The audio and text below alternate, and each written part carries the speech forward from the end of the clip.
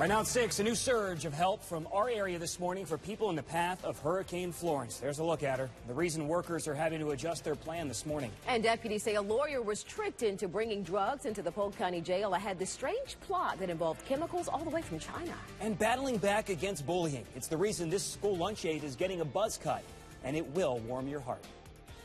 Good morning, Tampa Bay. Time to wake up and start your day. This is ABC Action News in the morning.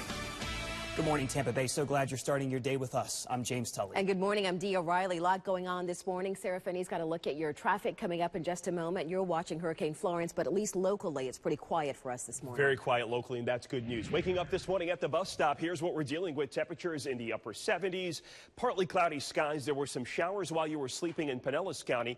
Those are now gone, and the forecast is looking much better as we head into the afternoon. Let me show you the wider view. That's the radar picture, the Titan Doppler radar view of Pinellas County. We did see a little bit of light rain still left over on the west end of the Courtney Campbell, so traveling into Clearwater on the Courtney Campbell, you'll find some wet roadways, but the rain itself has now stopped falling. Bigger thunderstorms offshore, big lightning show west of Pasco County. That's moving away, and Titan Doppler radar is indicating Lakeland back towards Bartow all dry this morning. Temperatures in the 70s as we start the day. Notice on Futurecast as we take you through the afternoon, midday hot.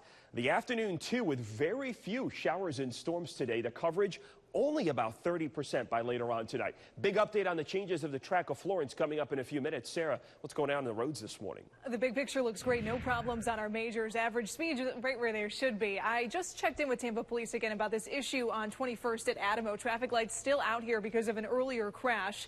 Treat this as a four-way stop. The light crews are working to fix this. This is only southbound affected, but I am seeing slowdowns northbound as well. If you are taking the nearby Salmon, no issues as you head into Tampa. James. All right, our top story at 6, Sarah. You can track storm watches and warnings in real time thanks to Google's new crisis map. It'll be a critical tool for millions in the path of Hurricane Florence to track traffic along the evacuation routes. A lot of folks have friends and family in the area. Meanwhile, they're getting new help from our area to help keep the power on. ABC Action News reporter Adam Weiner is live at Duke Energy's Operations Center in Pasco County, where hundreds of linemen are getting ready to leave. Good morning, Adam. Good morning there. You can see right behind me, they are gearing up, and they are going to be sending a lot of these trucks on the road in just about an hour. They're going to be having a safety meeting in just a couple minutes, they tell me. They're going to be going over the game plan. They're going to be looking at that route, and then they're going to get some breakfast and, of course, just hit the road. They're going to be going up to South Carolina, and that is where they will be taking shelter from the storm. Over 1,000 Duke Energy employees are leaving Florida for the Carolinas today, and another 1,000 or so Duke Energy employees from the Midwest will be headed to the East Coast as well. The idea is to get in position before the storm hits so they can begin restoring power to the customers as soon as that storm passes by. It is a very large storm, and we are expecting widespread outages that could be longer term. So we are preparing in advance to ensure that we have the resources that are available and ready to respond.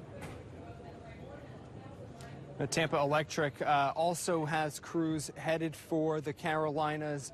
Some of their crews, we were there yesterday as they took off and hit the road. Their original plan was to get all the way up to Raleigh, but now we're watching closely as the storm track appears to be slightly changing.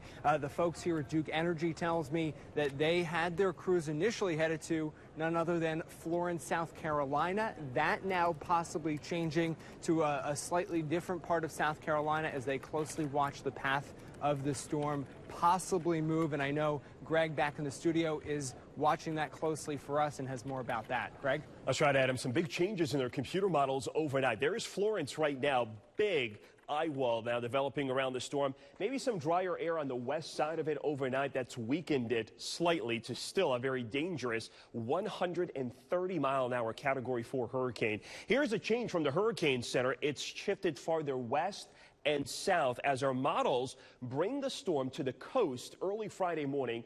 Some of them never actually make landfall now and then shift the storm southwest as the steering currents weaken. And that means we could get hurricane conditions from Wilmington, North Carolina and the Outer Banks, maybe as far south as Charleston, Beaufort, or maybe even Savannah. This is a huge track change that would also shift the heaviest rainfall maybe as far west as Atlanta, who really hasn't been in the path of the storm up until this morning. This could still change, but we'll continue to watch it. We'll take a look at your rain planner for the rest of the afternoon coming up in a few minutes. James. All right, Greg, appreciate the update there. Talk about Hurricane Florence here. It's canceling the University of Central Florida's game against North Carolina this weekend. The UCF Knights say they don't have an open date where they can make up this game, so it likely will not be made up this season. Tickets will be refunded. And of course, we're following the storm very closely. ABC News has crews stationed in areas expected to be impacted. You can expect live reports from the East Coast in the days ahead. Well, Pinellas County leaders, they are expecting to approve $1.3 million in emergency grant funding. That money